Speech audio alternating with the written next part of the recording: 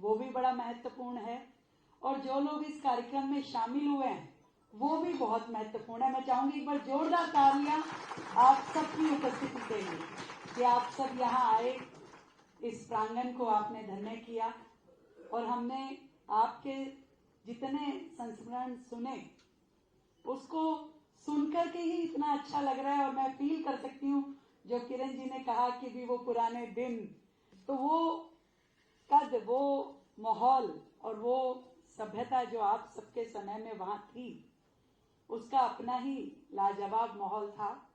और मैं तो आज आदरणीय चरतीलाल जी की स्मृति में जब हमने ये कार्यक्रम रखा किरण रिजिजू की उपस्थिति में, मेरा कभी उनसे मिलना नहीं हुआ। जब वो अध्यक्ष थे 93 में, मैं फर्स्ट ईयर में आई थी। राजनीतिक संपर्क बहुत नहीं था और ना ऐसा बैकग्राउंड था। मेरी शुरुआत तो कॉलेज से ही इन सब विषयों से जुड़ते हुए हुई, जब मैं विद्यार्थी परिषद से जुड़ी और धीरे धीरे समझना शुरू किया। और इतने सोच कम थी, विजन ऐसे बस सीधा जैसे जाता था कि मदन लाल खुराना जी मुख्यमंत्री होते थे और मैं युवा मोर्चा की प्रदेश मंत्री थी, पर मुझे याद नहीं आता मैं कभी मदन लाल खुराना जी से भी मिली। तो बहुत सीधा कि हाँ जी आए, राजनीति में जुड़े, परंतु ये नहीं पता था कि इसका दायरा कितना बड़ा है, इसमें काम करने के मुकाम कितने हैं।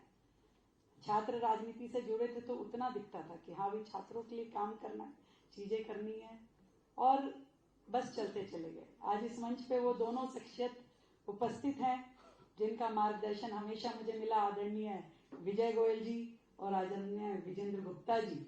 और यूनिवर्सिटी से ही आप दोनों के संपर्क में, आप दोनों की गार्जियनशिप में हमने काम किया।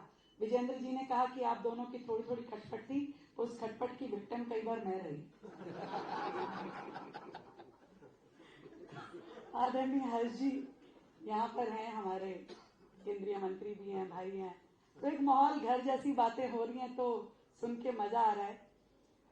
मैं आदरणीय चरतीलाल जी, जिस तरीके से उन्होंने काम किया, जिस तरीके से आज के समय में भी उनको याद करके, उनके चरित्र को, उनके व्यवहार को हम सब याद कर रहे हैं कि कितना अच्छा उनका व्यवहार था, कितना शानदार उनका चरित्र था, कितना बेहतरीन उनका ऑरा था।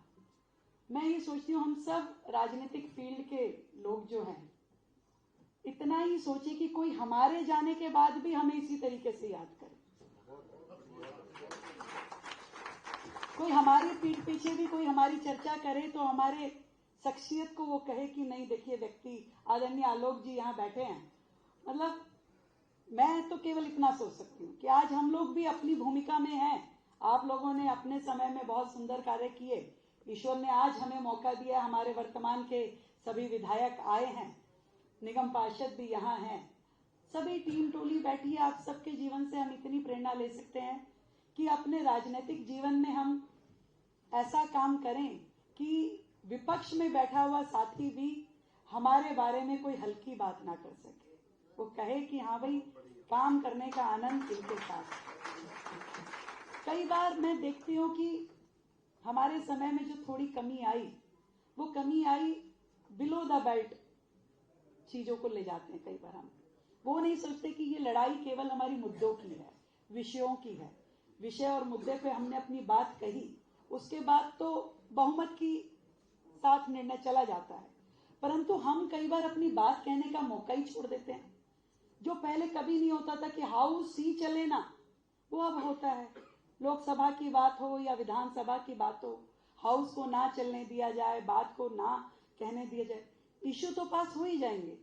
जो सत्ता पक्ष चाहेगा वो तो हो ही जाएगा, परंतु यदि विपक्ष बात कहना चाहता है, अपनी बात रखना चाहता है, तो सामने से लड़ना पड़ेगा। पीठ पीछे लड़ने का कोई लाभ नहीं।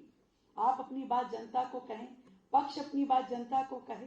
27 साल भारतीय जनता पार्टी भी विपक्ष में रहते हुए यहाँ तक पहुंची, पर हर विषय पे बात पहुंचाना है। मैं ये सोचती हूँ कि वो जो माहौल था बात कहने का, जनता तक अपना विषय पहुंचाने का, उस माहौल को हम राजनीतिक लोग खत्म ना करें। किसी भी कारण से हम किसी के ऊपर इस तरह के शब्दों का इस्तेमाल ना करें जिसके लिए कल को हमें खुद ही शर्मिंदा होना पड़े। कल को हम अभी बड़ी अच्छे तरीके से आपने कहा कि बाद में इकट्ठे बैठते थे, चाय पीते थे, खाना खाते थे, कह भी लेते थे, अधिकार पक्ष का भी था, विपक्ष का भी था, पिता तक की भी हमने उपाधि दी कि भी पिता समान थे, कह देते थे। पर आज कहीं ना कहीं वो रिलेशनशिप जो है वो कहीं मध्यम पड़ गई है, वो संबंध आपसी वो मध्यम पड़ गए हैं। इस बात का मुझे अफसोस है। इन्हें दोबारा रिवाइव करने के लिए, इस माहौल को फिर से लाने के लिए हम सबको मिलकर के काम करना होगा।